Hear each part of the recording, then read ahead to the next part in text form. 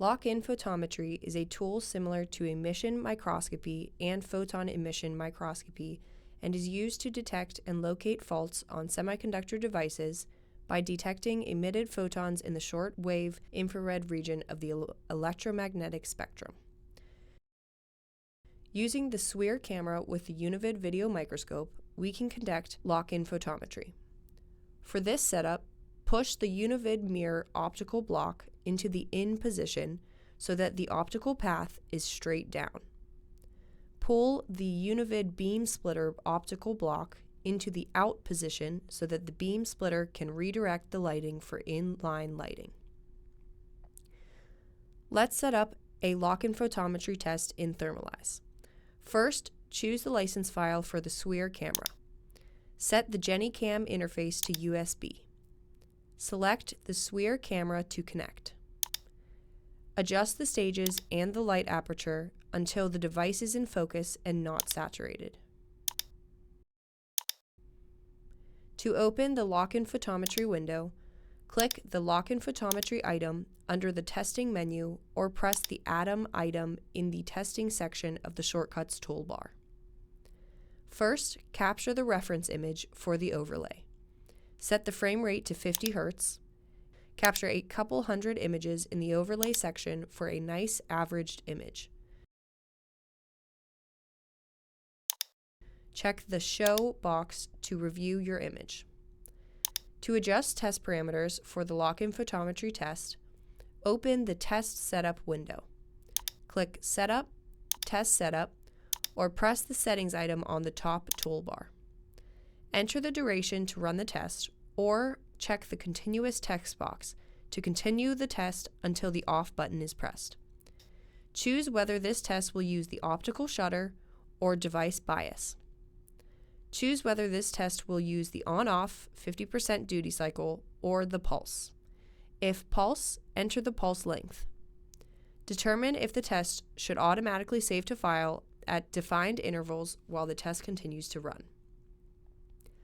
This test will use the Univid shutter for the output control. To ensure instrument control is disabled, click Setup Instrument Control or select the Instrument Control item in the Lock-in Photometry toolbar. Uncheck the Enable Instrument box.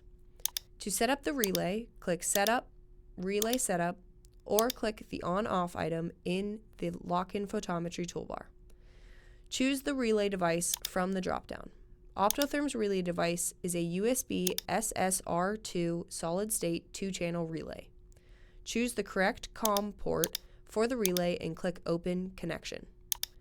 Test the connection by clicking the Status checkbox.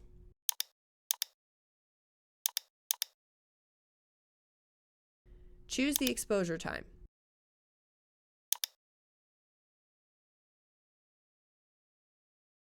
Push the beam splitter optical block into the in position to remove the lighting from the optical path. Before starting your test, make sure Auto Scale Each is checked. To start the test, click the On button in the testing section of the Lock-in Photometry window.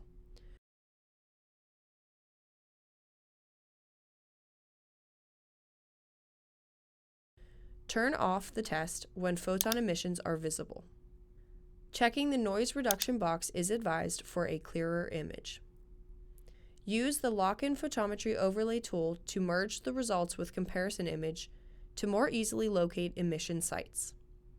Check the Show box in the overlay section and adjust the range until the location of the emission sites is clear.